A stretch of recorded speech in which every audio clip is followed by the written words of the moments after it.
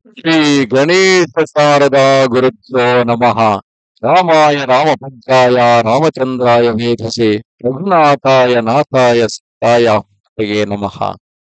Welcome to all for the session on Ramayana, chapter 21 of Ayodhya Kanda. In previous chapter, we are seeing that uh, Sri Ramachandra was taking leave from Queen Kaikeyi and Dasharatha with no deed, no with no change in his mood, that went to Kausalya's apartment and his mother's inner chambers. And when he told her that she is been ordained and he decided to go on exile to Bandha forest for the next 14 years, where Bharata will be coronated in the position of regent. The Lakshmana was witnessing this event that was happening while Rama was speaking to Kaikeyi and Dasharatha. Overcome Lakshmana, overcome with grief, his mother Kausalya in words suited to the occasion. He said, "O mother, it cannot be pleasing to you that Rama command of the king to a woman in obedience prosperity of the kingdom should go to the forest. Old age has impaired the intellect of the monarch who, impelled by desire, is no longer the master of his senses. What words have been not uttered? I see no point in Ramachandra for which he should be exiled and deprived of the kingdom. I know no man, whether friend or foe or enemy, who can find fault with Rama even in absence. Like a god, he is guiltless, self-controlled, and forbearing even to his enemies. What righteous king would abandon such a son without cause? What son versed in the discharge of a sovereign's duty would give obedience to puerile a king?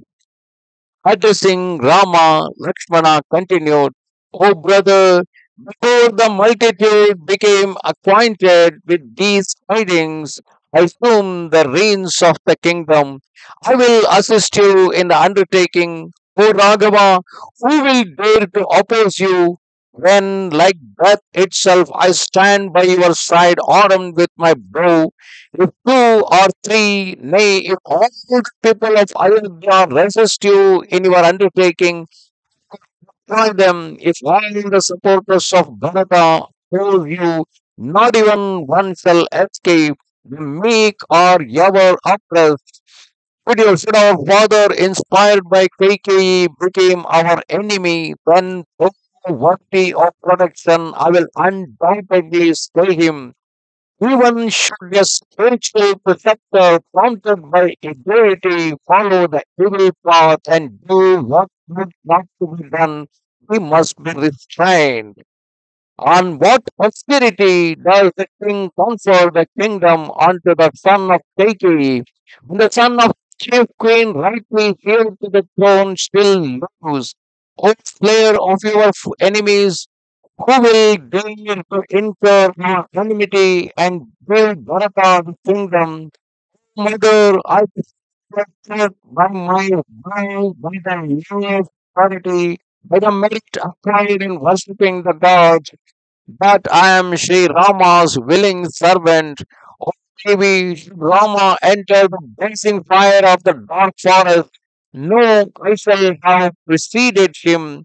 O goddess, do you and Sri Ramachandra behold my prowess by which I shall destroy all your sufferings as the sun destroys darkness.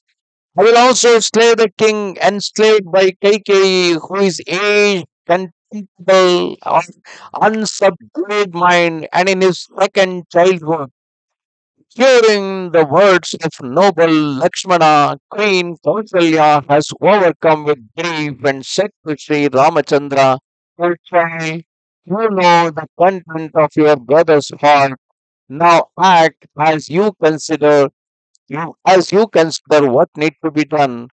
It does not benefit you to abandon your sorrow-stricken mother at unjust words of her rival.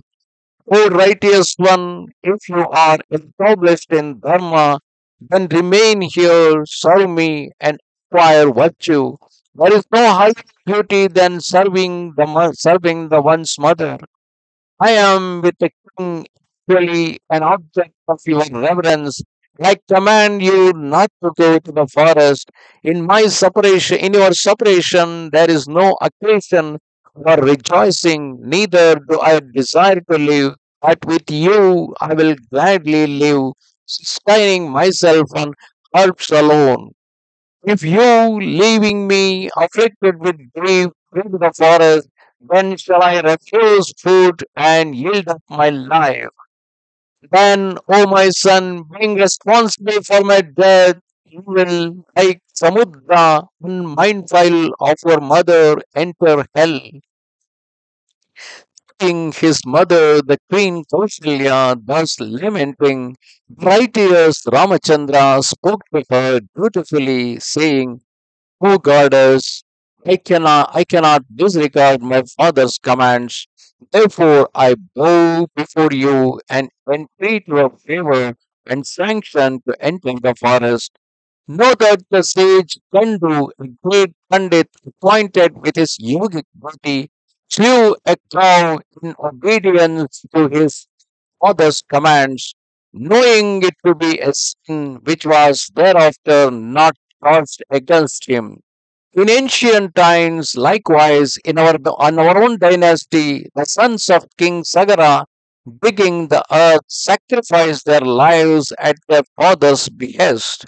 At the command of his father, the son of Jamadagni, Rama, with his axe, cut off the head of his own mother, Renuka.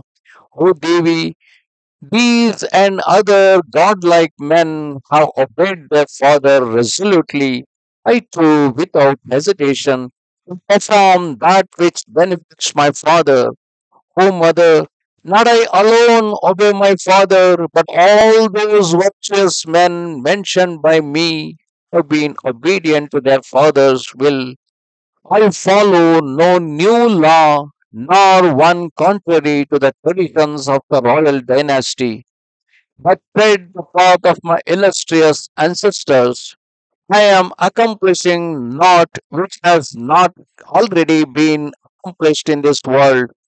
He who acts in accordance with his father's commands does not fall from virtue.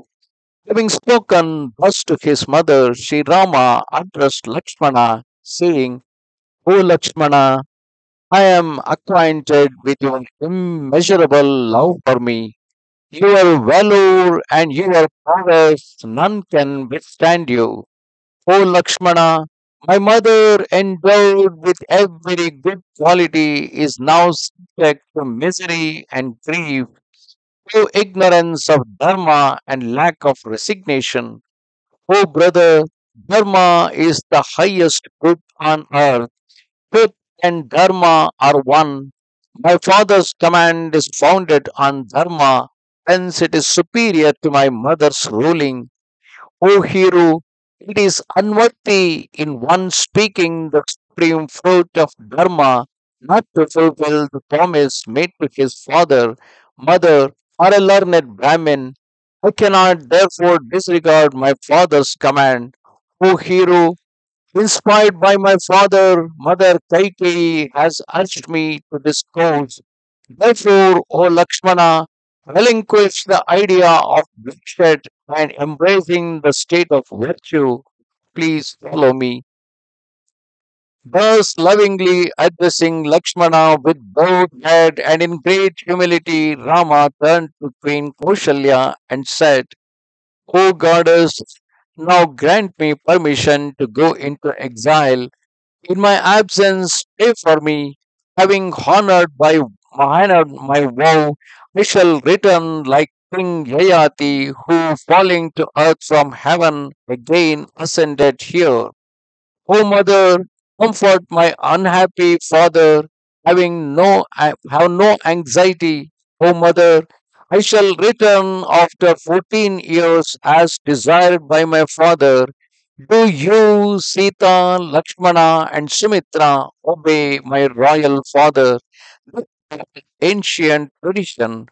O mother, disregarding the preparations made for my installation, let your mind be freed from grief and allow me to go into exile as ordained by Dharma.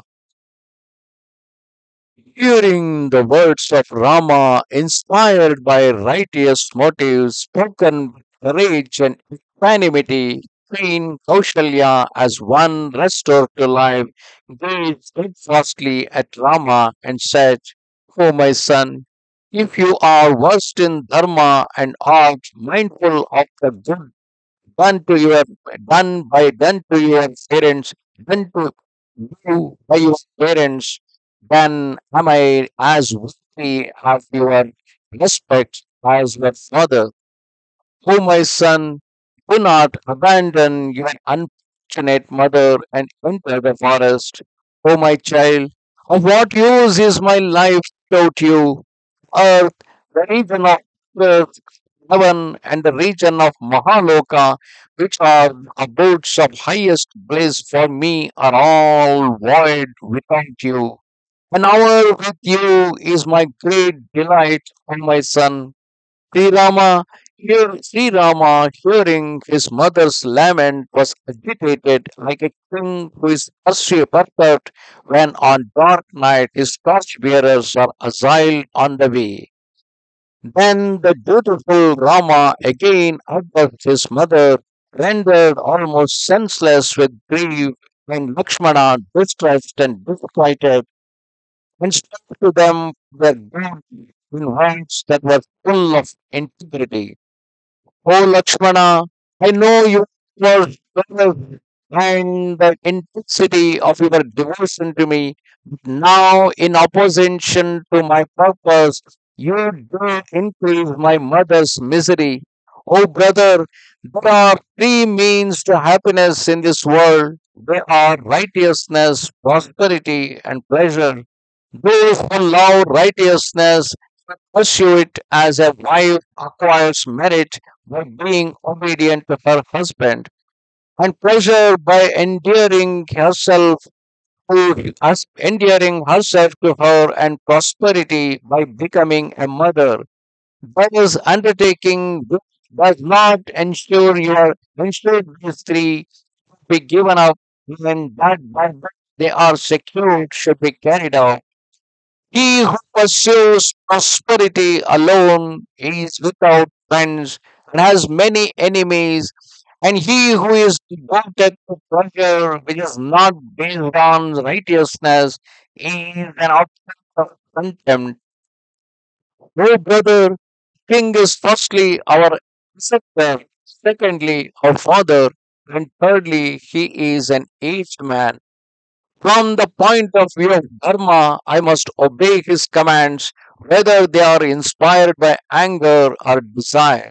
As a righteous man, I must fulfill his behests. Rare is the son so ruthless as to disobey his father. How can I evade the behests of my father, who is my parent and has full authority over me as a king?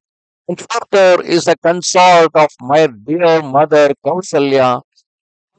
Therefore should the queen, abandoning the virtuous king, her lord, follow me like a widowed woman. O goddess, grant me permission to leave for the forest while you do recite peace chant with my vow may be accomplished. Like King Jayati of old, who returned to heaven inspired by his love of truth, I too shall return. O mother, I dare not disobey my father for the sake of a mere kingdom. Life is brief, and I have no desire for the rulership of the world through the sacrifice of virtue. The mighty Rama, thus acquainting his mother with the intention of entering the forest as demanded by Kaikeyi, circumambulated the queen Kaushalya, fixing his heart on his departure. Thus ended chapter 21 of Ayodhya Kanda in Ramayana. Namaste Sharada Devi, Kashmira Puravasini, Ramaham Parthaye Nityam, Vidyadanancha Dehime.